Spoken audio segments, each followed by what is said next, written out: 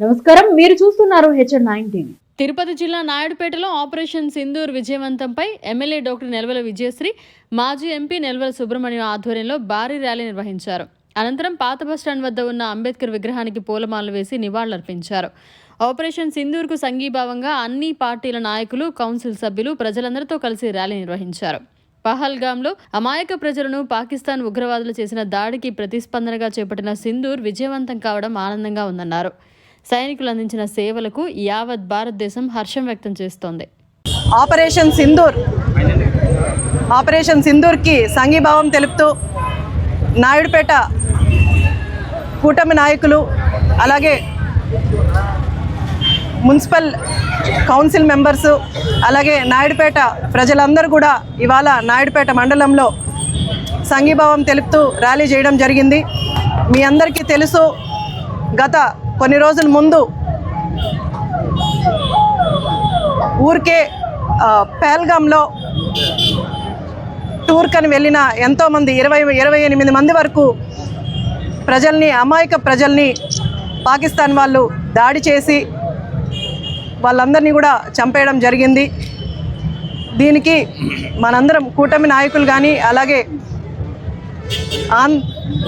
భారతదేశపు ప్రజలందరూ కూడా దీనికి సంఘీభావం తెలుపుతూ అక్కడ మన పనిచేస్తున్న ఆర్మీ జవాన్లందరికీ కూడా మనందరం సపోర్ట్గా నిలబడుతూ భారతదేశపు ప్రజలు కులాలకి, మతాలకి, పార్టీలకి అతీతంగా ఈరోజు భారతదేశ ప్రజలందరూ కూడా జవాన్లకి అండగా నిలబడుతున్నాం. వాళ్ళు పాకిస్తాన్ దేశం వాళ్ళు సరిహద్దుల్లో ఈ పోరాటం చేస్తుంటే మనం కూడా ఎదుర్కొంటాం.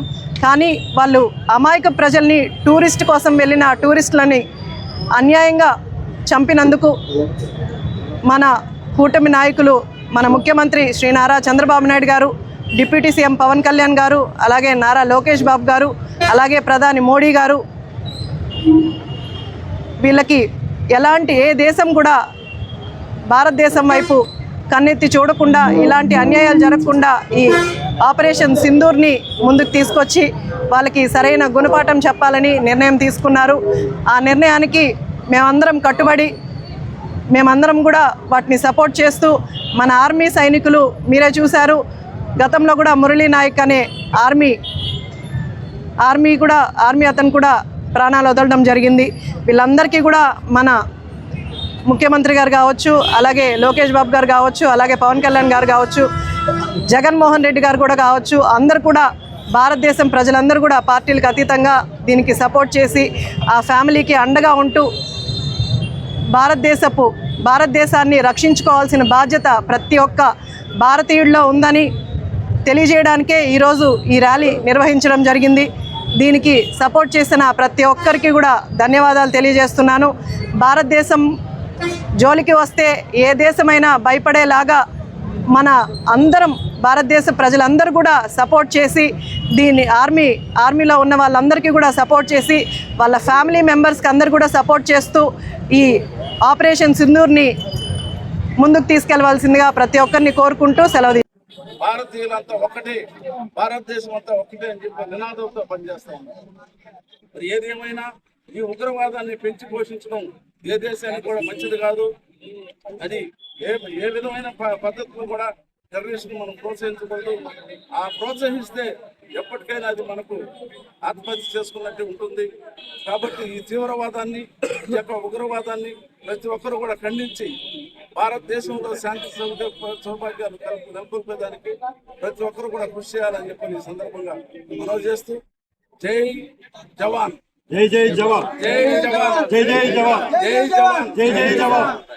మరి మన దేశంలో అన్ని ఆయుధాలు మనకున్న మన వీర సైనికులు పాకిస్తాన్ తుదముచ్చడానికి అవకాశం ఉన్న మన భారత ప్రధాని గారు సమన్వయం పాటిస్తున్నారు. ఈరోజు భారతదేశంలో ఉన్న ప్రతి జాతి, ప్రతి మతం అందరూ కూడా జవాన్లకి సంఘీభావంగా భారతదేశం అంతటా నారా చంద్రబాబు నాయుడు గారి ఆదేశాలతో మరి అన్ని నియోజకవర్గాల్లో ఈరోజు సద్భావన ర్యాలీలు సంఘీభావంగా భారతదేశ సైన్యానికి సంఘీభావంగా జరుగుతూ ఉంది. మరిన్ని అప్డేట్స్ కోసం మన HN9 టీవీ ఛానల్ని సబ్స్క్రైబ్ చేసుకోండి.